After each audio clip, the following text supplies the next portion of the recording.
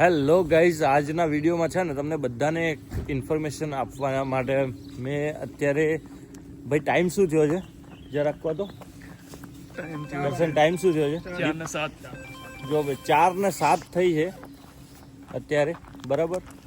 અને 4:07 અમે છીએ ભાઈ, આ પાછળ તમને દેખાય છે ને હોસ્પિટલે છીએ, બરાબર. હોસ્પિટલ અમે આવ્યા હતા 11 વાગે, બરાબર છે. અમારામાં એક મિત્ર થોડોક બીમાર થઈ ગયો હતો, તો એને લઈ અને હોસ્પિટલ અમે આવ્યા હતા. બહુ જબરજસ્ત બીમાર નહોતો થયો, એને નોર્મલ તાવ જેવું હતું. એટલે અમને એમ કે ચલો ભાઈ બતાવી આવીએ એમ, રાઈટ. તો અમે એને લઈને હોસ્પિટલ આવ્યા. 11 વાગે એના આવી અને અમે એનું નામ લખાઈ અને બેસ્યા. 1 કલાક બેઠા એટલે અમને અંદર બોલાયા.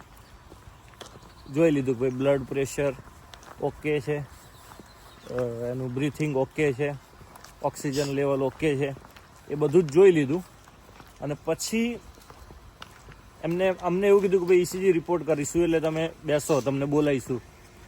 પાછા અમે 15-20 મિનિટ, અડધો કલાક બેઠા, એટલે અમને ECG માટે બોલાયા. એ કરી દીધું, એમ બધું પતાવી દીધું 12:30 સમથિંગ.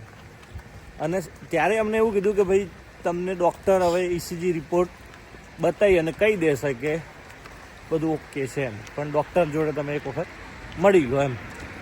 અમે કીધું ઓકે ભાઈ. અમે અત્યારે 4-4:30 સુધી બેઠા છીએ, હજુ સુધી અમારો નંબર આવ્યો નથી, બરાબર છે.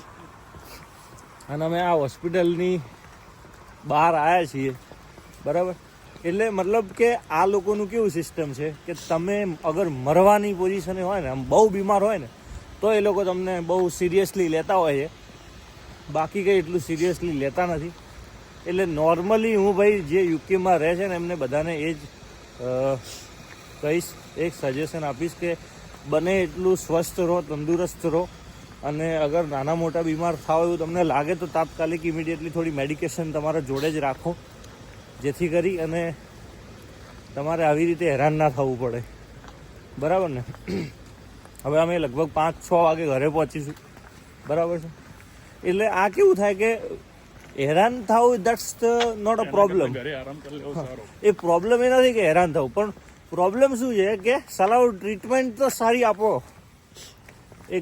એક માણસ અગર બીમાર છે તો એને તમે એ 6-7 કલાક સુધી બેસે અને એને એક ડૉક્ટર સાથે તમે વાત બી ના કરાવો, એનો મિનિંગ શું એમ.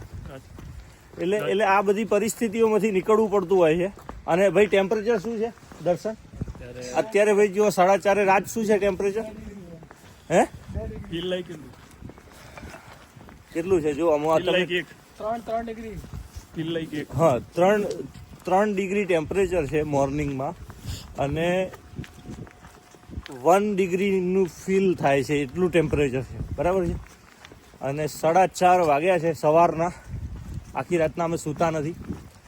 અમે 4-5 જણ આવ્યા હતા. હવે ફટાફટ ઘરે જવાનું પ્લાન કરીએ છીએ, કેમ કે હવે કંઈ પોસિબિલિટી છે નહીં. અને જે માણસ બીમાર હતો ને એ બી સારો થઈ ગયો.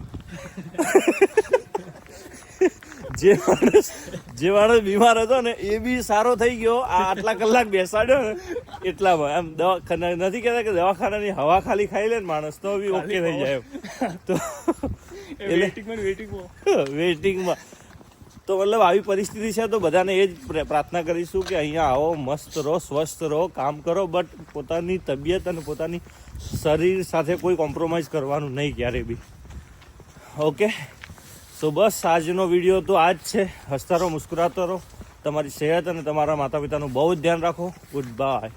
કાર પાર્કિંગ છે, અને કાર પાર્કિંગમાં ભાઈ સિસ્ટમ શું હોય છે, તમે અહીંયા કાર પાર્ક કરી લેવાની અને એનું પાર્કિંગનું અહીંયા પે કરવાનું હોય છે. આ પાર્કિંગનું પેમેન્ટનું મશીન છે, ત્યાં આગળ પે કરી અને આ જો આ બધું પાર્કિંગ છે. અને અમારા જો આ બધા નબીરાઓ ફરી રહ્યા છે એને હોસ્પિટલ આવ્યા હતા. જો એકે લાગતો નથી બીમાર અત્યારે, પણ 11 વાગે તો અમે ટેન્શનમાં આવી ગયા હતા, એવી પરિસ્થિતિ હતી.